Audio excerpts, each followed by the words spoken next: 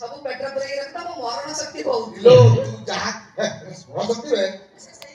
ଯାହା କହିଥିଲୁ କାଳେ ମୁଁ ଭୁଲିଛି ବିକ୍ରମ ଝାଡା ଯାଉନାହିଁ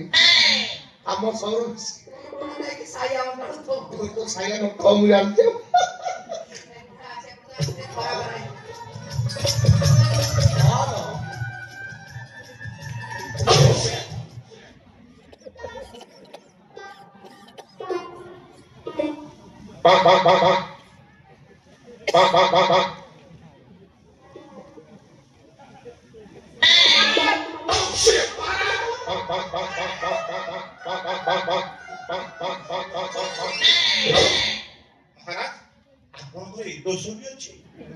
ଘଡଘଡି ପଡି ମଧ୍ୟ 2 ଦିନ ଭିତରେ ମରିବ ଆଲିଙ୍ଗନ ମୂର୍ଖ ସ୍ପର୍ଶ ଚିକିତ୍ସା ଅଟେ ଚିକିତ୍ସା ପାଇକି ଉପକୃତ ହେଇଛି ସେଇ ତମ୍ବକୁ ବିସ୍ତୃତ ଭାବରେ ଚିକିତ୍ସା କରୁଥିଲେ ବା ଖରାପ ଥିଲା ମାନେ କଷ ହଉଥିଲା ବାବା ଛୁଇଁଦେଲେ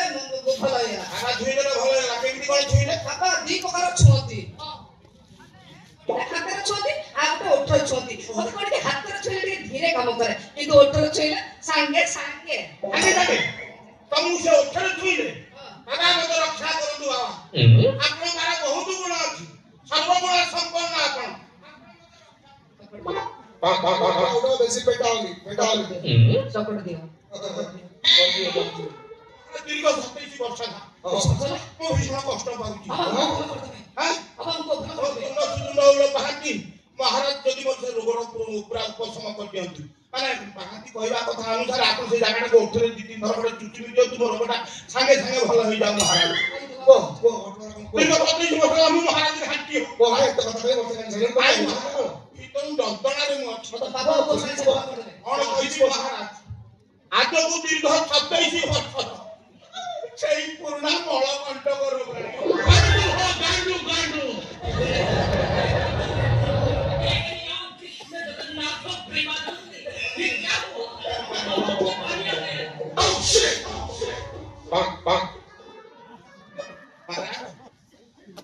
ଧଇଁ ସଇଁ ହେଇକି ପେଟ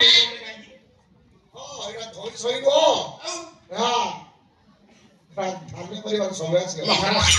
ଦୀର୍ଘ 27 ବର୍ଷର ପୁରୁଣା ମଳକଣ୍ଟକ ରୋଗଟା ଆପଣ ଆସନ୍ତୁ ଟିକେ ନାଗୁଛି ଘରେ ମୁଁ ଜାଣିଛି ଧୋତିଟା ଖୋଲିକି ଗୋଟେ ଛୋଟ ଗାମୁଛା ପିନ୍ଧେଇକି ଆସେ ଆପଣ ସେଇ ଜାଗାକୁ ଦାନ୍ତରେ ଟିକେ ନାକୁ ଛିଣ୍ଡେଇ ଦେବେ ମୋ ରୋଗଟା ଭଲ ହେଇଯିବ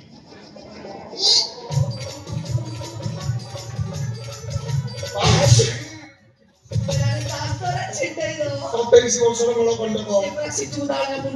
ସବୁବେଳେ ଖେଚିଲେ ସେ ଜୀବନ ଦେବେ କଣ କରିବା ମୁଁ ଯାଉଛି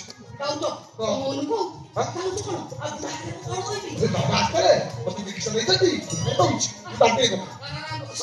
ମତେ କୋଉ ଦେବେ ମତେ ଭଲ ପାଉଛି ଗାଲୁ ମାରି ଜାଣିଛୁ ସାତ ମାରି ଚିନ୍ତୁ ବଦଲା ଶୁଣୁ ବାବା ନୁହଁ ଇଏ ବାଳ ଚିକିତ୍ସା କରନ୍ତିନି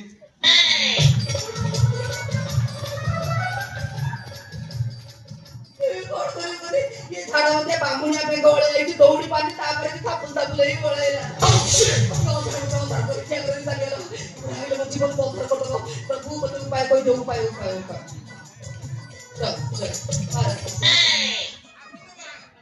ମୁଁ ଛୋଟ ଗାମୁଛା ପିନ୍ଧେଇ ଆଜି ଟିକେ ଦାଣ୍ଡରେ ଖାଲି ଉଖାଡ଼ି ଦିଅନ୍ତୁ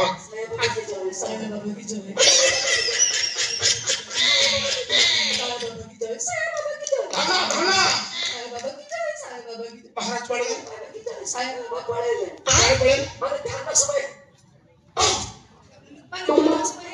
ବାବା ଦୌଡ଼ିକି ପଳେଇଲେ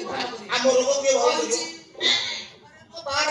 ବୁଝେଇକି କହିଦେଇଛି ବାବା କହିଛନ୍ତି କାଲି 6ଟା 20 ବେଳକୁ ଆସି ତମ ରୋଗ ଶୋଇକି ଧନ ଇଏ ମହାରାଜ ଚାହିଁଲେ ମୋର 27 ବର୍ଷର ପୁରୁଣା ମଳକଣ୍ଟକୁ ଏକଦମ ଭଲ ସାଙ୍ଗେ ସାଙ୍ଗେ ଭଲ କରିଦେବେ ମୋଟା ରକମ ତାକୁ ଦକ୍ଷିଣା ତମେ ଟିକେ କହିବ ସେଇ ଜାଗାଟାକୁ ଲକ୍ଷ୍ୟ କରିକି 8-10 ଜଣ ଚୁଚୁମି ଦେବେ 8 10 ଥର କହିଲା କଣ ମତେ ନିଅ ଟିକେ ସାଇରେ ବାଣ୍ଟ ଏ ଧନ ତମକୁ ସେ କୌଶଳ ଜଣା ଆଉ ଆମ ମହାରାଜାଙ୍କ ପାଇଁ ଅପେକ୍ଷା କରିବି ମୁଁ ଗାମୁଛା ଟେକି ଦଉ ତମେ ଜୀବନ ଟିକେ ଚାଟି ଦେଲ ତମ ଉପରେ ବାଣ୍ଟ କରିବି ସେ ତମେ କହିଲ ତମକୁ କୌଶଳ ଜଣା ସେଇଥିପାଇଁ କହିଲି ଚାଟି ଦିଅ ପାଠ ହେଇଗଲା ନା ହଉ ଛାଡ଼ ମହାରାଜ ଆସିଲେ ଭଲ କରିବି ଇଏ ଧନ ମହାରାଜ କଣ କହିଲେ ଜାଣିଛ ନା କୋଉଟା କହୁଛ ମାନେ ପ୍ରମୁଖ କଥାଟା କହିଗଲେ ଯେ ତମେ ଜୀବନରେ ପ୍ରମୁଖ କଥା